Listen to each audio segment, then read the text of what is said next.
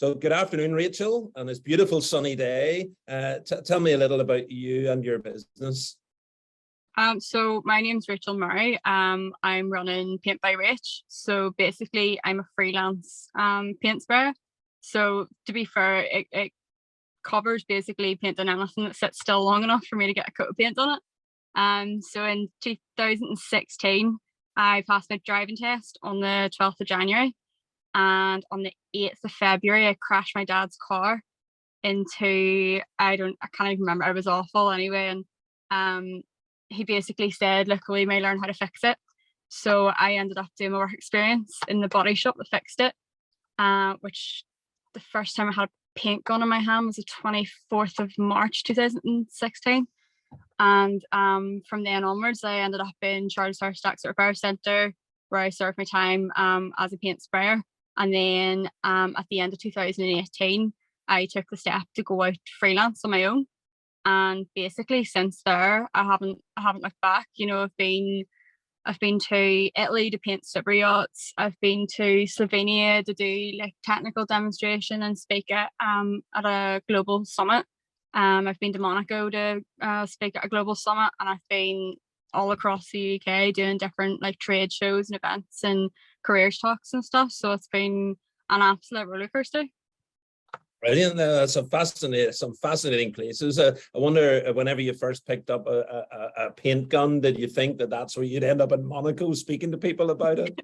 Never, honestly. Like I had to take a wee step back recently and kind of go, you know, 17-year-old Rachel would have been looking at 24-year-old Rachel now going, that's amazing. Like I can't believe that's what you're doing. Yeah. Brilliant. Well, listen, well done. It's a great journey so far. So look, Rachel, what would you say have been your biggest learnings in business and in life? Probably that it's not personal, it's business. At the very start, you know, if a client didn't want to work with me, I took it really, really personally, and it'd have been like, what's wrong with me? Like, what have I done? Like, am I not good enough to get this contract? And it literally doesn't come down to that. You know, 9 times out of 10, it's because they found somebody cheaper. And 9 times out of 10, then they end up coming back to you anyway because they need to get it done properly. And I think that's the biggest learning. It's still something that I'm working on. You know, still sometimes you do kind of take a step back and go, wait, have I done something wrong? But you need to take a real look at yourself and go, look, it's not me. If somebody doesn't want to work with me, they're not my customer. And it's as simple as that. Yeah. And so who would you say has been the best coach you've ever had? I've been very lucky in the sense that I've had quite a few. The guy that I first ever worked for whenever I crashed my dad's car, the one that fixed the car, he was totally invaluable of teaching me life lessons. He was almost like an adopted granda, he used to call himself for me. And honestly, he taught me so much. And then one of the guys that I work with now, Johnny, he was my first contract whenever I went self-employed.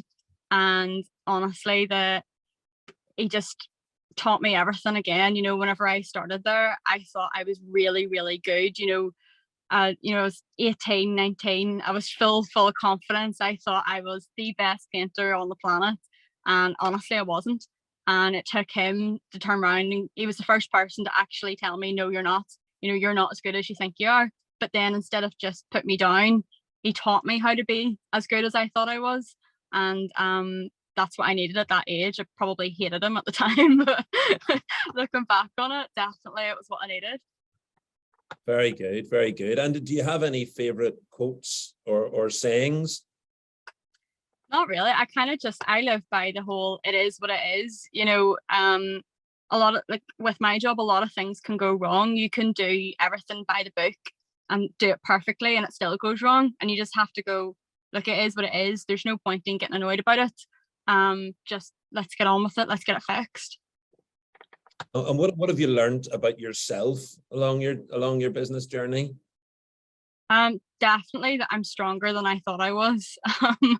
You know, if you had said to me like that I'd be like the likes of speaking on stage at Monaco, like I hated public speaking growing up. I hated being in groups. I hated anything to do with me being center of attention. And I took it upon myself in 2018 to try and step out of my comfort zone every day. So I would do things that I would be scared of doing. Like I don't really like doing phone calls. So I would make myself like phone for parts, or, you know, anybody needed to phone a Chinese, I was like, I'll do it because I don't like doing it. So I started doing stuff like that. And from then, now I got 4 or 5 days notice to go to Monaco, and it didn't even bother me. And I was on stage the week before, talking in the NEC in Birmingham. So like, it's just crazy to look back on it. Like if I was 17 again, looking at myself now, I wouldn't even believe it's the same person.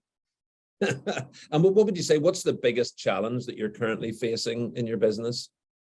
Well, the industry itself, so the automotive industry has this massive skills gap at the minute. So there isn't really anybody between me and like people in their 40s and 50s, and there's not an awful lot of people coming through the doors to come in. So what I'm doing at the minute is trying to promote the industry in a better light. So by doing that, you know, we can try and break down the stigma of it being a dirty job, a dead end job. You know, once you start doing it, once you work on cars, you know, you're never going to do anything else. And it's literally not, you know, you can do literally whatever you want to. So my big thing at the minute, and it's probably the hardest thing I've ever done, is trying to get kids inspired and interested and wanting to do things that they want to do, instead of going, you know, being forced down, because I was nearly forced down the route of going into uni. I was always told, like, you know, in school and by my teachers and stuff, that, you know, the industry was sort of a dead end job. You don't want to be working on cars, you know, it's a boy's job. It's not something that, you know, you want to be doing. And now look at me, you know, I love my job. So I think promoting that and getting kids that would maybe have lost out on their like dream job to be able to do what they want. And what would you say to anyone thinking of going into business? Probably just, you know, prepare yourself for it, because it's hard. Like there's been so many times that I've wanted to just throw it and go, I'm gonna go and work in Tesco's or something. Like I can't do it anymore. But as long as it's something that you have real passion about, you'll always get back up. And that's what I've found. Like there has been days where I just go, I'd rather just be employed. I don't want to run a business anymore. You know, you've got clients phoning you at stupid o'clock at night. But because it's something that I'm really passionate about and I really, really love my job, then I kind of scrape myself back up and go, right, come on, there's a bigger picture here. You know, there's something to do. And I think going into something for the sake of money isn't the best idea. It needs to be something that you have real passion and real love for, or else you'll not be able to do it, because it is difficult. Like there's no getting away from that. And if you could start it again, Rachel, if you could start your business again, is there anything that you would do differently? I'd take it more seriously from the start.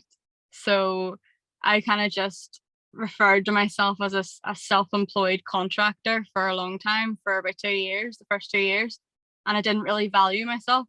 So I was going in and I was under quoting for jobs, and I wasn't really getting paid all that much money. I couldn't even afford my own car at the start, and all because it was my own fault. You know, it wasn't anybody else. It was just, you know, I priced in far too low because I didn't think I had the skill behind me. Whereas it's only really been the past year or so that I've really took a step back and gone, you know what, this is a business and I'm going to make it work.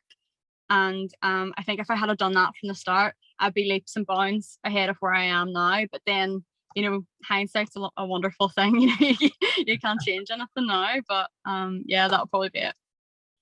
Okay. And if somebody wanted to get in touch with you, or they potentially had some work that wanted to put your way, you know, what's the best way to get in touch with you? Any sort of social media. So I'm on everything. I'm Paint by Rach on Facebook, Instagram, TikTok, Rachel Murray on LinkedIn. I have a website coming up and I have YouTube coming up. So literally, if you type in Paint by Rach into anything, you'll find me. Fantastic. That's great. Well, look, Rachel Murray, it's been really cool hearing about your story and your business. So listen, thanks very much for your time today. No problem. Thank you.